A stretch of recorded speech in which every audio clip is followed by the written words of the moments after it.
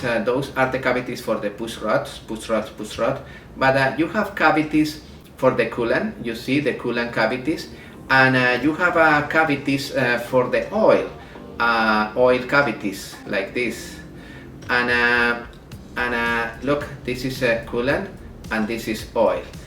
If the head gasket is broken in this area, the coolant is mixed with the oil. It's a very common problem, especially in that part. You remember in the previous chapter when we studied the head gasket, this is the most critical area, exactly this area in between both cylinders. There are two types of liners: dry or permanent, and wet or removable. You can remove the wet liners and you can replace with simple tools. We are going to explain right now the procedure to remove wet liners and the procedure to remove dry liners. Really the dry liners can be removed in a special machine shop. They have the equipment I'm going to explain right now in order to remove those liners. In general terms, if you have dry liners or permanent liners and you have problem with the liners, you can solve it inside of the engine room with the method that I am going to explain today. But if this method is not the solution, you need to remove the block out of the engine room and send into the machine shop. When the engine is new one, and you say that the bore of the cylinder is standard.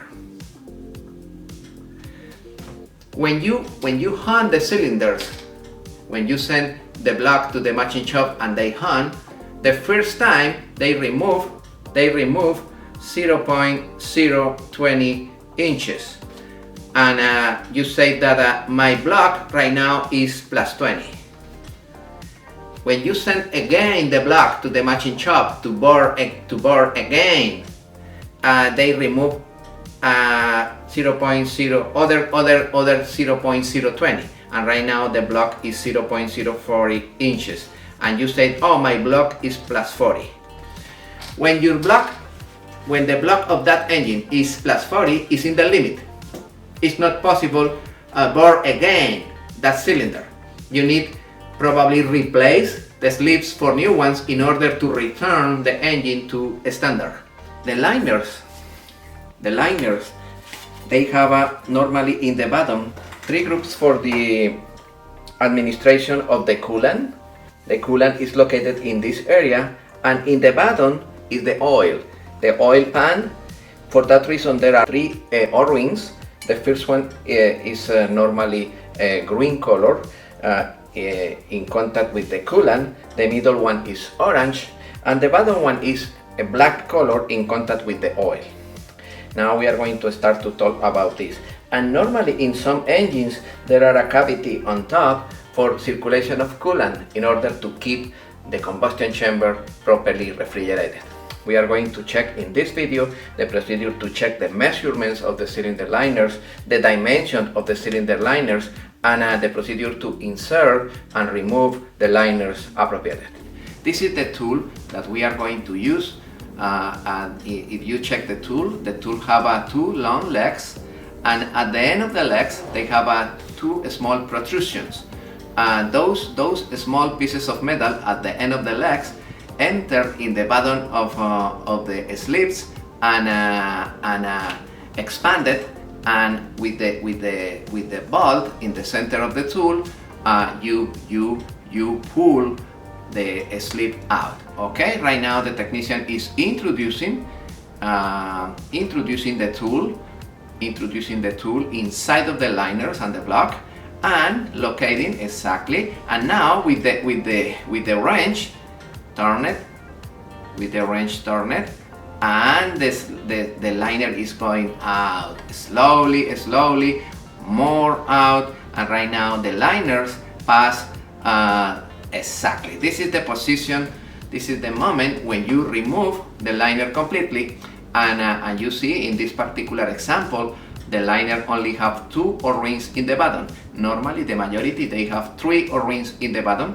The top one normally is green color, the middle one is orange, and the bottom one is black.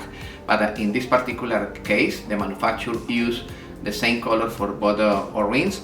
Normally the O-rings, they have labels indicating that the top one is coolant O-ring and the bottom one is oil O-ring. Don't forget, quiz question, the top one in contact with the gray area, remember the gray area is surrounded by coolant directly.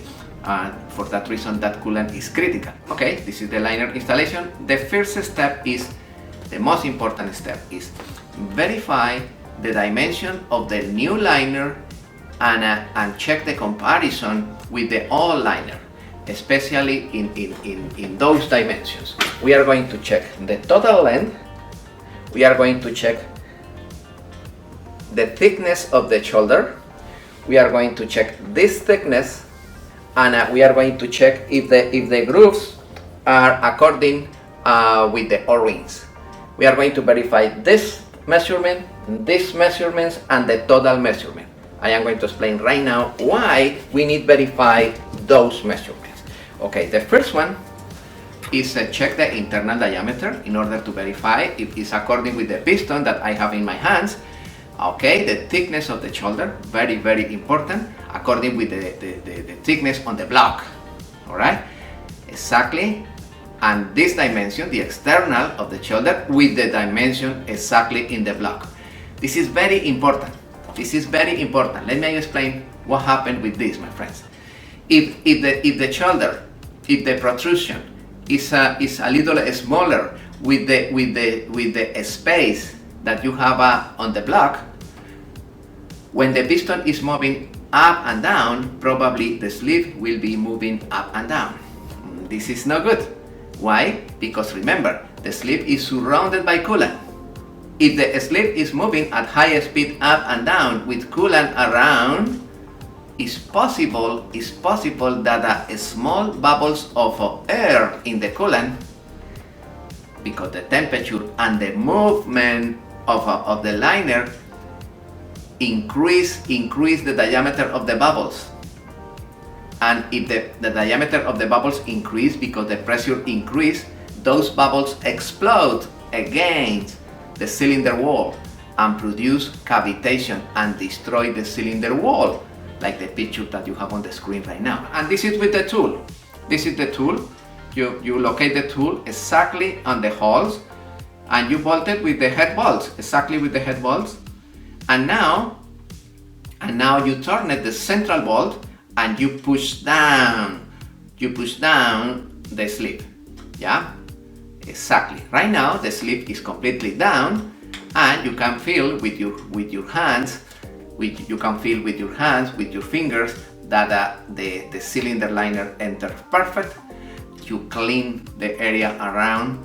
You try to move it with your hands in order to verify that you don't have lateral play, and you continue with the next cylinder if you are replacing all the liners. If you are replacing only one liner because that the engine have problems only in one cylinder, this is the process. It's not complicated. The piston is going, the piston pass the rings are open and out. Okay, and now this is the moment to analyze what happened. This is a critical moment to analyze the condition of the piston.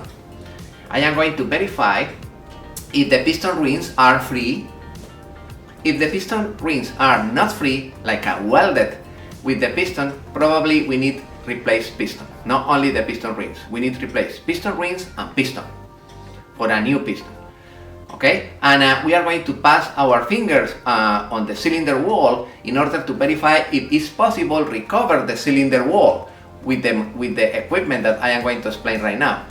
In this particular case, we have a lot of oxidation. We are going to try to clean that excessive amount of oxidation. Okay, this is the first step. We introduced the tool. We added periodically mineral spirit, and the idea is operate the drill at around 700, 800 RPMs. In your book, you have the recommendation about the RPMs. Check the book. And this is the procedure. We are going to spend like 15 minutes, 20 minutes in each cylinder. Where we do that process for 2-3 minutes. We remove the tool, we remove the tool, and with a rag like this, with a rag impregnated with a mineral spirit, we clean the area. All right, right now we are going to use the second tool. This is the second tool. This is a flexible brush. It's a brush with the balls at the end of a lead impregnated with sandpaper, with sand. Yeah, it's a brush of sand balls, and it's wonderful because with this tool you produce the final polish of the cylinder. And at the end, when you remove this tool and you clean the cylinder is like a mirror. It's perfect. You need verify the pattern. The pattern, according with the book, should be 45 degrees. This is a good pattern in order to produce a good seal. Yeah, check the slide that you have right now. This is in your book.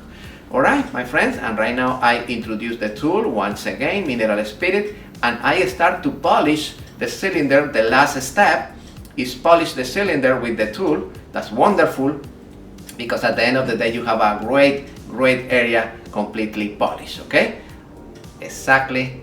And yes, we are going to recover this cylinder. We are going to clean the pistons, we are going to replace the piston rings, and we are going to put them back, the connecting rods, piston rings. We are going to replace the head gasket, and we are going to put it back the head.